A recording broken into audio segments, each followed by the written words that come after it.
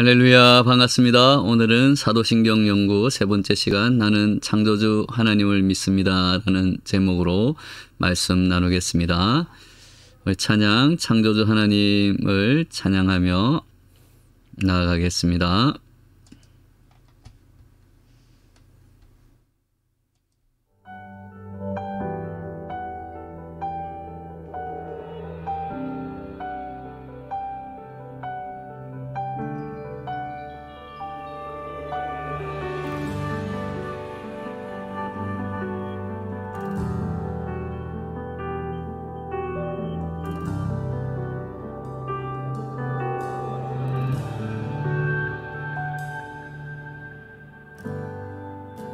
하늘이 주 영광 외치고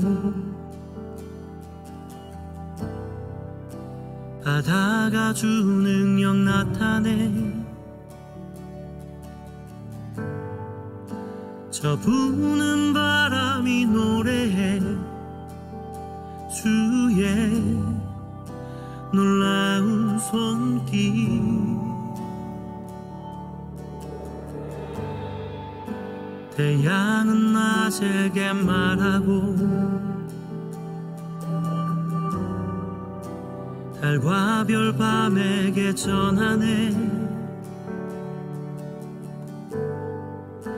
내 주님 지으신 만물이 함께 높여 찬양해 창조주 하나님 주 나의 아버지 나를 지으신 주님 나를 붙드시네 창조주 하나님 주 나의 아버지 나를 지으신 주님 날 새롭게 하네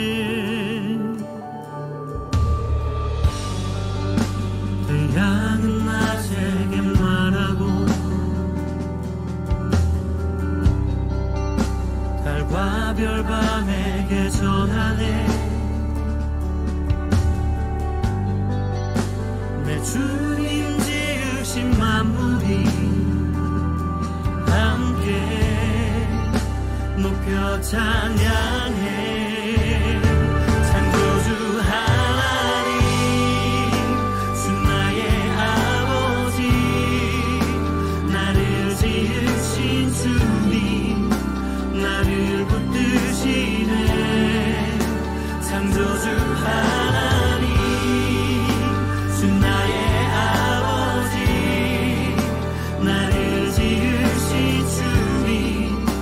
날 새롭게 하네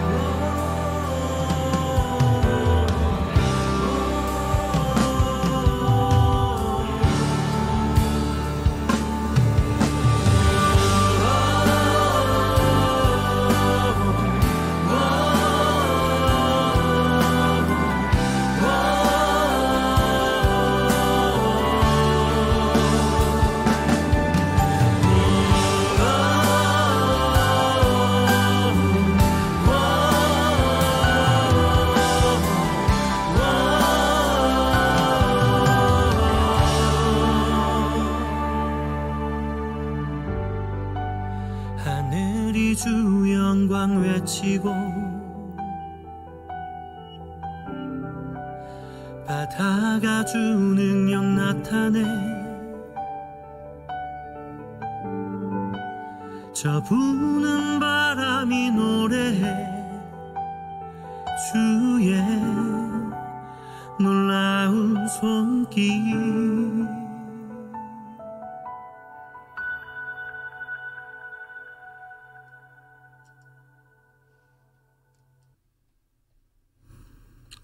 할렐루야. 창조주 하나님을 찬양합니다. 사도신경에서 두 번째로 고백하는 하나님은 창조주 하나님이십니다. 우리가 믿는 하나님은 천지를 창조하신 하나님이십니다. 성경의 첫 번째 책 창세기 1장 1절 가장 먼저 나오는 말씀이 태초에 하나님이 천지를 창조하시니라 라는 말씀입니다. 성경은 하나님이 이 세상을 창조하셨다는 선언으로 시작하고 있는 것입니다. 이 선언 뒤에 하나님이 어떻게 세상을 창조하셨는지에 대한 내용이 더 구체적으로 나옵니다. 하나님은 6일 동안 세상을 창조하셨다고 성경은 말씀하고 있습니다. 첫째 날에는 빛과 어둠을 나누시고 둘째 날에는 하늘을 만드셨습니다. 셋째 날에는 바다와 육지를 만드시고 또 식물을 만드셨습니다.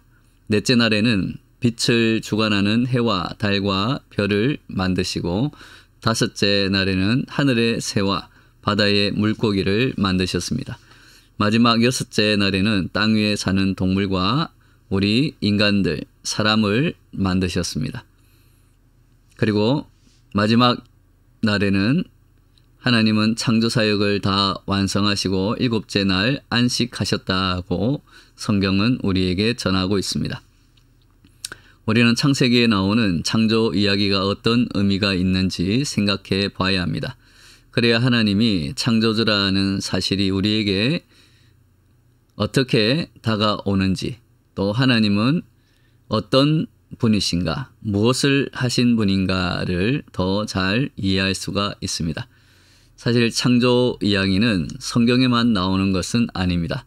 우리가 잘 아는 그리스 로마 신화에도 창조 설화가 있습니다. 그리고 대부분의 신화나 종교는 각자 나름대로의 창조 이야기를 가지고 있습니다. 하지만 성경이 창조 이야기로 시작하는 것은 그냥 창조 설화를 소개하고 있는 것이 아닙니다. 이 창조 이야기가 처음에 어떻게 쓰여졌는지 우리는 생각해 봐야 합니다. 창세기는 모세가 썼다고 잘 알려져 있습니다. 당시 이스라엘 백성은 이집트에서 430년간 노예 생활을 하고 있었습니다. 하나님이 그들의 그 노예 생활의 고통과 신음소리를 보고 들으시고 모세를 지도자로 세워서 이집트에서 해방하시고 구원해 주셨습니다.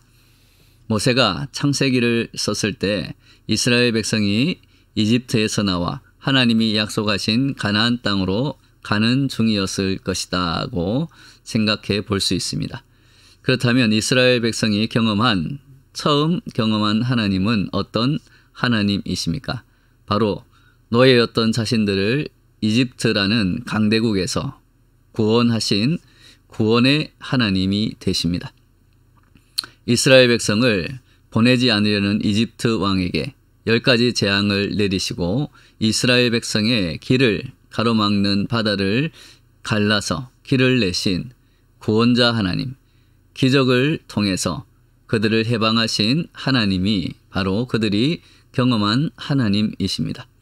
그런데 창세기는 그들을 구원한 이집트에서 해방시키신 기적의 그 하나님이 바로 이 땅을 창조하신 유일한 하나님이라는 사실을 알려주고 있는 것입니다. 이스라엘 백성이 노예로 살던 이집트는 다신교를 믿는 나라였습니다. 신들의 왕 아문이 있었고 태양신 라, 하늘의 신 호루스, 지하 세계의 통치자인 오시리스, 또 보호의 여신 이시스 등 수없이 많은 신들이 있었습니다. 이스라엘 백성도 이집트에 살면서 이 많은 신들에 대해서 들었을 것입니다. 이집트에서 수백 년을 노예로 살아온 이스라엘 백성에게 이집트 신들의 존재는 굉장한 신들로 비춰졌을 것입니다. 특별히 자신을 괴롭히던 이집트의 왕인 파라오가 이집트의 신의 아들이라고 주장하며 자신들을 지배하고 있었으니 이집트의 신들은 더욱더 두려운 존재로 다가왔을 것입니다. 그러나 창세기의 창조 이야기는 이집트 신들이 아무것도 아니라는 것을 말해줍니다. 파라오 왕도 하나님이 지으신 피조물에 불과하다라는 것을 보여주고 있는 것입니다. 이스라엘이 믿는 하나님이 단지 이집트 신들보다 더 뛰어나서 그들을 구원한 것이 아니라는 말씀입니다. 창세기에 나타난 창조주 하나님이 모든 만물을 창조의 섭리에 의해서 질서정연하게 만드셨다는 말씀은 하나님이 모든 만물을 창조하셨기 때문에 다른 모든 신들은 헛된 가짜 우상들이라는 사실을 말해주고 있는 것입니다. 그렇다면 창조주 하나님을 믿는 사람은 어떻게 살아야 할까요? 하나님이 이 세상을 창조하셨다고 믿는 사람은 이원론을 배격해야 합니다. 이원론은 영적이고 정신적인 것은 선한 것이고 육적이고 물질적인 것은 악한 것이다 라고 믿는 것입니다. 성경은 물질 세계를 하나님이 창조하셨다고 말씀하고 있습니다. 그리고 그 창조하신 이 세상, 이 물질들을 보면서 하나님은 보시기에 좋았더라고 말씀하십니다. 즉 이 세상은 그리고 이 물질, 우리의 육신은 하나님이 보시기에 좋게 창조된 것입니다. 그리고 하나님은 보시기에 좋은 이 세상을 아담과 하와에게 맡기시며 생육하고 번성하고 정복하고 다스리라고 명령하였습니다. 하나님이 창조하신 인간은 하나님이 창조하신 이 세상을 하나님의 창조의 질서에 맞게 그리고 하나님의 선한 의도와 하나님의 방법에 따라서 다스려야 할 책임이 있다라는 것입니다. 이 땅에 선한 문화와 제도를 만들고 그것을 발전시켜 하나님께 영광을 돌려야 할 책임이 우리에게 있습니다. 즉 우리가 살아가는 이 세상에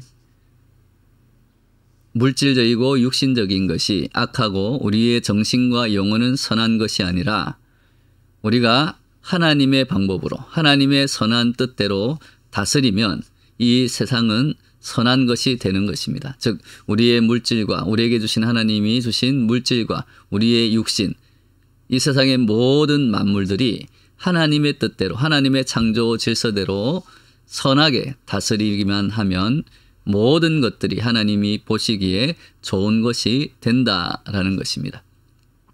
그런데 아담과 하와가 타락한 이후 우리의 영이 죄악으로 물들어서 우리가 선한 것들을 하나님이 주신 보시기에 좋은 것들을 악한 마음으로 다스리기 시작하자 이 세상의 물질과 육적인 것들이 하나님의 영광을 드러내는 것이 아니라 우리의 욕심으로 인해서 파괴되고 또 우리의 그러한 욕심을 채우기 위해서 그것들을 착취하게 되니 악한 것으로 변하게 되었다라는 것입니다.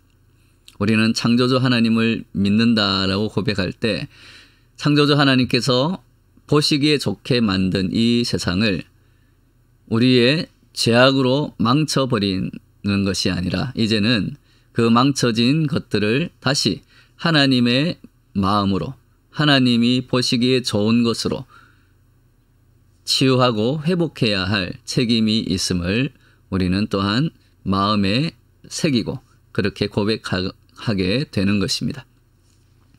이원론적으로 세상을 바라보는 사람은 그래서 교회와 세상을 구분하기도 합니다.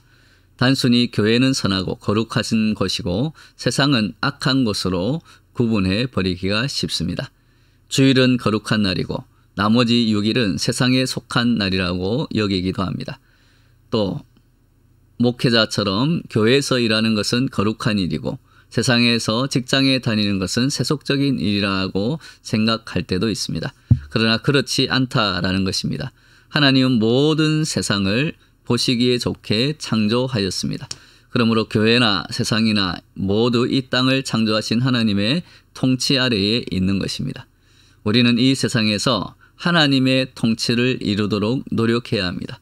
이 세상을 다스리라고 하신 하나님의 명령에 따라서 우리는 하나님의 선한 방법으로 이 세상을 다스려야 할 책임이 있는 것입니다.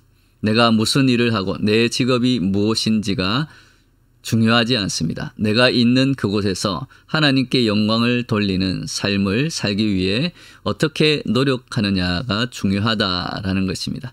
이 세상을 창조하신 하나님이 이 세상의 주인이십니다. 내가 가지고 있는 것, 내가 누리고 있는 것의 주인이 하나님이시다는 마음, 청지기 의식을 가져야 합니다. 그러기에 내가 가지고 있는 것과 누리고 있는 것으로 하나님을 위해 살아야 합니다. 선한 도구로 사용해야 합니다. 눈에 보이는 물질을 추구하면서 그 물질만을 위해서 사는 것이 아니라 이 물질을 주신 하나님의 뜻이 무엇인가 생각하며 살아야 합니다. 내가 좀 더 가지고 있고 좀 더 누리고 있다면 그것으로 하나님의 영광을 위해 또 사람들을 살리기 위해서 섬기기 위해 사용해야 한다는 것입니다. 하나님이 이 세상을 창조하셨습니다. 하나님만이 유일한 창조주이시고 이 땅의 주인이심을 우리는 고백해야 합니다. 우리가 사도신경에서 하나님을 창조주라고 고백하는 것은 바로 이 하나님을 믿고 그분의 뜻대로 살겠다는 신앙 고백입니다. 하이델베르크 교리문답에는 그동안 우리가 하나님에 대해서 배운 내용이 잘 정리되어 있습니다. 함께 우리 읽어보도록 하겠습니다. 26문 시작.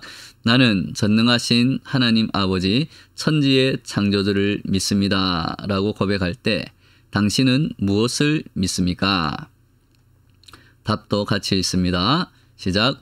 우리 주 예수 그리스도의 영원하신 아버지께서 아무것도 없는 중에서 하늘과 땅과 그 가운데 있는 모든 것을 창조하셨고 또한 그의 영원한 작정과 섭리로서 이 모든 것을 여전히 보존하고 다스리심을 믿으며 이 하나님께서 그의 아들 그리스도 때문에 나의 하나님과 나의 아버지가 되심을 나는 믿습니다.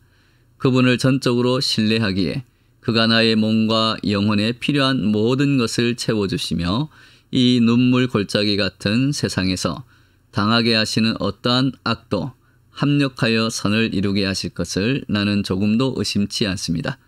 그는 전능하신 하나님이기에 그리하실 수 있고 신실하신 아버지이기에 그리하기를 원하십니다. 아멘. 우리가 믿는 하나님은 바로 천지를 창조하신 하나님이십니다. 하나님은 친히 창조하신 이 세계를 지금도 하나님의 뜻대로 다스리고 계신다라는 것을 믿고 고백하는 것이 우리의 신앙 고백인 것입니다. 그런 창조주 하나님이 전능하신 하나님이 바로 우리 하나님이 되십니다.